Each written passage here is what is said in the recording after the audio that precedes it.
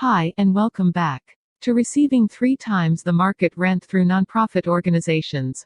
I'm Sydney, your instructor. In this video, you'll discover the importance of property setups and what's needed to get started.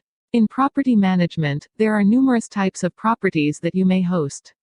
Each can require a different setup. This lesson will cover setups for special needs housing. Property managers should understand the differences between a typical rental and a special needs or group home rental.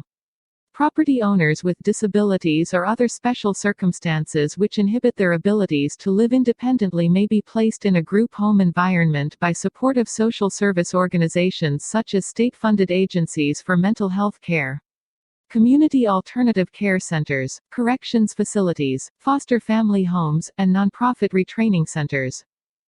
Group homes charge an amount that is often similar to the average market rate of rent.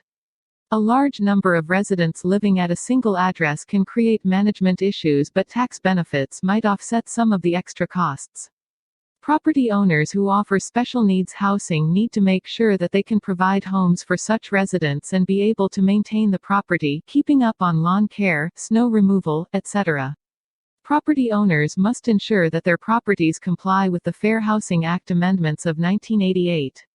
The law provides that disabled persons may obtain a reasonable accommodation or modification to obtain equal housing opportunity in communities and dwellings. Property owners should ask themselves the following: can I pick and choose my renters? Will I have a large group living together? Property requirements: if you have separate units, are there enough bathrooms? Is your rental designed so someone in a wheelchair could navigate it easily? Property owners should have property requirements in order to provide quality living arrangements for individuals with special needs. Setting up your property for special needs is important for you and the tenant. If property is set up correctly, you will experience longevity from tenants and less turnover.